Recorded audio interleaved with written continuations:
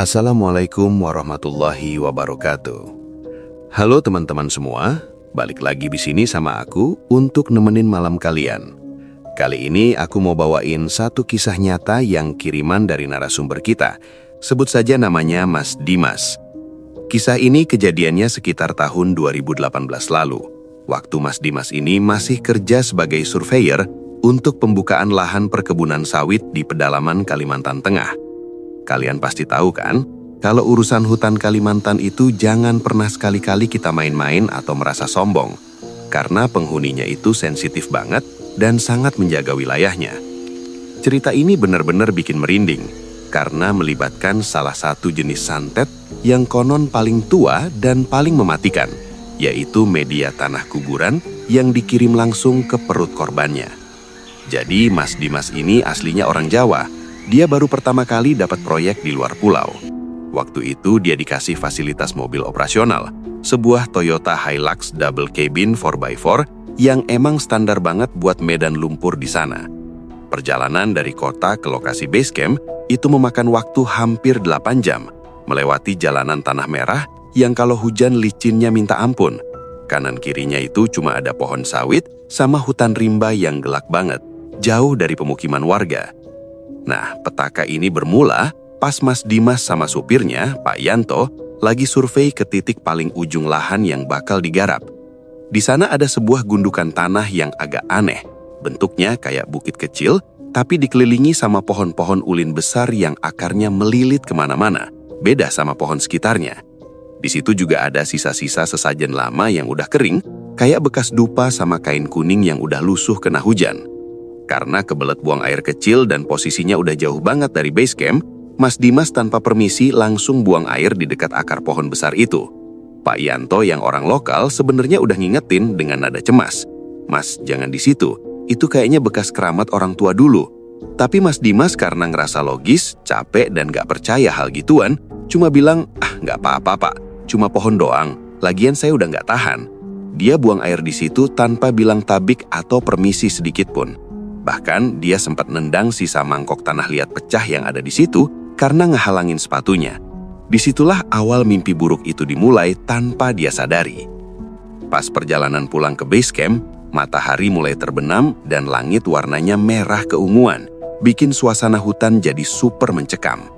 Tiba-tiba, mobil Hilux mereka mati mendadak di tengah jalan yang sepi banget. Padahal indikator solar masih penuh dan mesin baru banget diservis.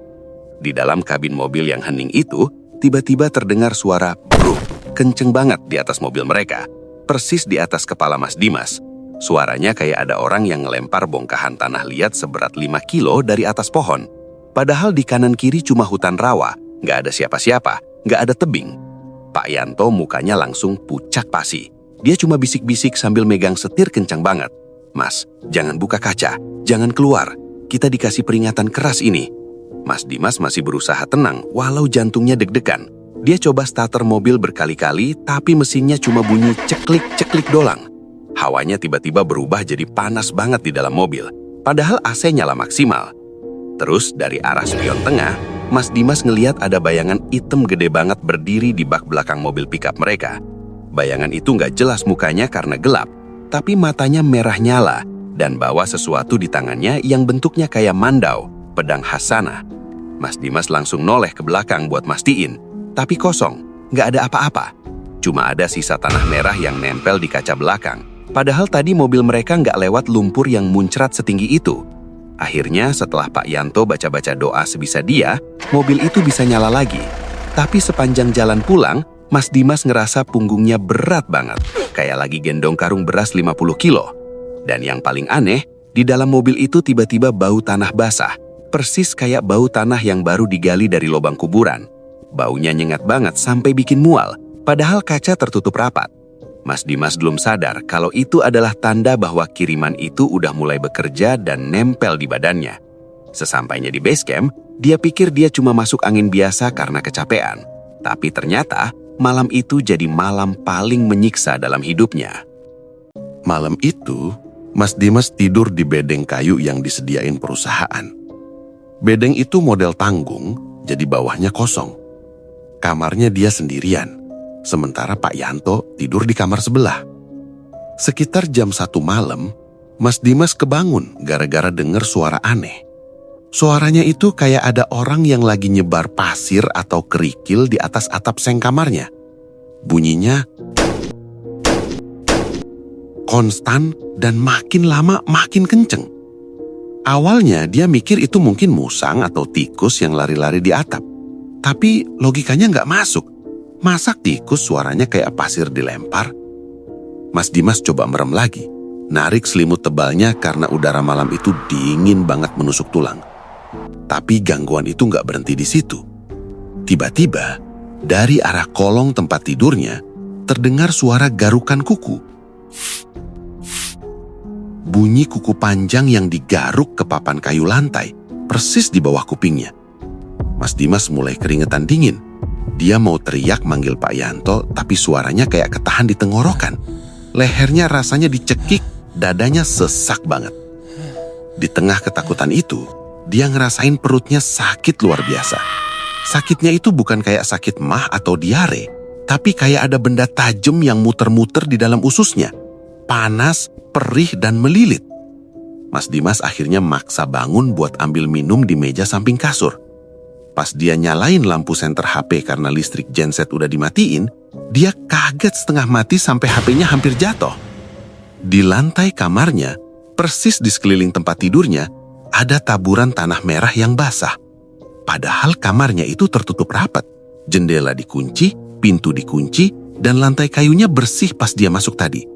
Tanah itu baunya busuk banget, kayak bau bangkai tikus campur bunga Kamboja yang layu. Mas Dimas gemeteran. Dia nyorot senternya ke sudut kamar, dan di sana dia ngeliat sekilas ada sosok kecil, hitam, bungkuk, lagi jongkok ngebelakangin dia. Sosok itu kayak lagi mainin tanah di lantai. Pas Mas Dimas mau teriak, "Siapa itu?" Sosok itu hilang gitu aja, kayak asap. Sakit di perutnya makin menjadi-jadi. Rasanya kayak diaduk-aduk pakai mixer. Mas Dimas lari ke kamar mandi umum yang ada di luar bedeng. Di situ dia muntah hebat, tapi yang keluar dari mulutnya bukan sisa makanan tadi malam, teman-teman. Yang keluar adalah cairan hitam pekat bercampur tanah merah yang berpasir. Rasanya di mulut itu amis dan anyir darah. Mas Dimas syok berat ngeliat ada gumpalan tanah liat seukuran kelereng yang ikut keluar dari tenggorokannya. Dia basuh mukanya berkali-kali, matanya merah, badannya lemes banget. Pas dia ngaca di cermin kamar mandi yang buram, dia ngeliat bayangan dirinya sendiri, tapi ada yang aneh. Di lehernya ada bekas merah melingkar kayak bekas jeratan tali, dan di belakang bahu kirinya, di pantulan cermin itu, dia ngeliat ada tangan hitam berbulu yang lagi megang pundaknya. Jari-jarinya panjang dan kukunya runcing banget. Mas Dimas langsung pingsan di kamar mandi saking takutnya. Dia baru ditemuin sama Pak Yanto pas subuh, tergeletak di lantai kamar mandi yang dingin dengan mulut penuh sisa tanah. Paginya, kondisi Mas Dimas makin parah. Badannya panas tinggi sampai menggigil, tapi dia teriak-teriak kepanasan kayak orang kebakar. Kulitnya mulai muncul bentol-bentol merah yang gatel banget, dan kalau digaruk, bentol itu pecah ngeluarin nanah campur pasir. Pak Yanto langsung lapor ke mandor dan bilang kalau Mas Dimas harus dibawa berobat ke orang pintar atau tetua adat setempat, bukan ke dokter. Pak Yanto bilang, percuma dibawa ke rumah sakit, jarum suntik gak bakal mempan. Ini urusannya sama yang nunggu hutan. Akhirnya Mas Dimas digotong masuk ke mobil Hilux lagi. Badannya kaku, matanya melotot tapi kosong. Sepanjang perjalanan ke desa seberang, tempat tinggal Damang atau kepala adat, mobil mereka beberapa kali hampir celaka. Setir mobil rasanya kayak ada yang narik ke arah jurang. Di kursi tengah, Mas Dimas mengerang kesakitan. Perutnya mulai membengkak secara tidak wajar, keras kayak batu. Dia bilang rasanya kayak ada ribuan semut api yang ngegrogotin organ dalamnya. "Pah, sakit pah, ada yang gerak di perut saya," rintih Mas Dimas. Pas bajunya dibuka, benar aja, di bawah kulit perutnya itu kelihatan ada pergerakan, kayak ada cacing atau ulat besar yang jalan di bawah kulitnya. Sampai di rumah panggung kayu ulin milik Damang, suasana langsung hening. Damang itu seorang kakek tua dengan tato bunga terong di bahunya, ciri khas Dayak, dan telinganya agak panjang bekas anting pemberat. Belum juga Pak Yanto ngomong kronologinya, Damang itu udah ngangkat tangan. "Kalian bawa tanah kubur ke sini. Anak ini sudah kurang ajar, dia kencing di atas kepala Panglima. Ternyata, gundukan tanah yang dikencingin Mas Dimas itu adalah makam tua seorang panglima perang zaman dulu. Damang bilang, santet yang dikirim ini namanya tanah kubur. Medianya tanah dari makam itu yang dikirim secara gaib masuk ke badan Mas Dimas. Tujuannya cuma satu, bikin organ dalamnya hancur jadi tanah. Kalau gak dicabut sebelum matahari tenggelam hari ini, Mas Dimas bakal lewat. Proses pengobatannya itu tegang banget. Mas Dimas dibaringkan di ruang tengah. Damang nyiapin ramuan dan asap kemenyan mengepul tebal. Damang mulai mantra-mantram pakai bahasa daerah yang cepet banget ritmenya. Tiba-tiba, Mas Dimas kejang-kejang hebat. Badannya melengkung ke atas, kayak orang kayang. Dia ngegeram, suaranya berubah jadi berat dan berwibawa kayak macan. Gerah, jangan campuri urusan saya. Ini anak kurang ajar. Ternyata, yang ngomong itu bukan Mas Dimas, tapi sosok penjaga makam yang nempel di badannya. Damang gak gentar, dia ambil mandau pusakanya, terus ditempelin bilah besinya yang dingin itu ke perut Mas Dimas yang bengkak. Begitu besi mandau nempel kulit, terdengar suara ces, kayak daging ketemu besi panas, dan keluar asap putih berbau gosong. Mas Dimas jeritan histeris. Damang terus neken perut Mas Dimas, ngurut dari arah ulu hati ke arah mulut. Keluarlah, pulang ke tempat asalmu, teriak Damang. Puncaknya, Mas Dimas duduk tegak dengan mata masih merem. Terus dia muntah lagi. Kali ini muntahannya banyak banget. Sebuah gumpalan hitam besar keluar dari mulutnya, jatuh ke lantai. Pas diperhatiin sama Pak Yanto, gumpalan itu isinya tanah kuburan yang hitam pekat.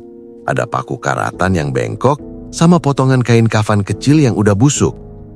Setelah muntah itu keluar, Mas Dimas langsung jatuh lemas, pingsan lagi.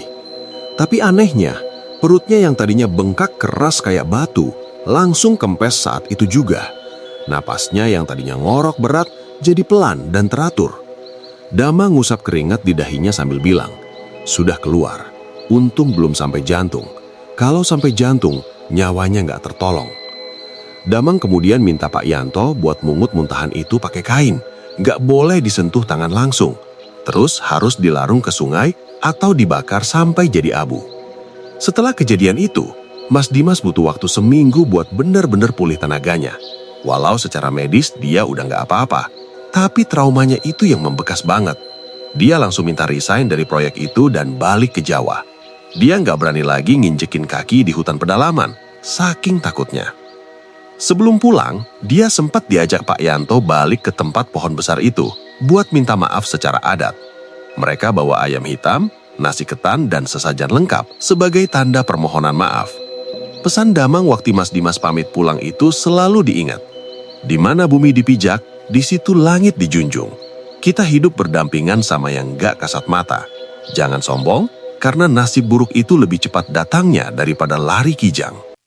Mas Dimas sekarang kalau cerita ini selalu nunjukin bekas luka di perutnya. Walau udah sembuh, kulit perutnya itu warnanya agak beda, agak kehitaman dan kasar, kayak tekstur tanah liat kering.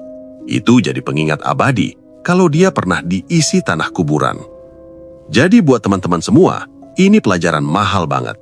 Kalau kita lagi main ke alam, naik gunung, masuk hutan, atau pergi ke daerah yang adatnya masih kuat, tolong jaga sikap, jaga lisan, jaga perbuatan.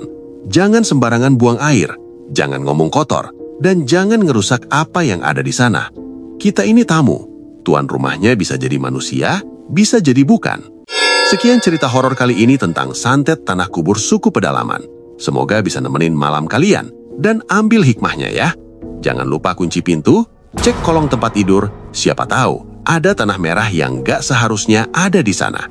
Sampai jumpa di cerita selanjutnya.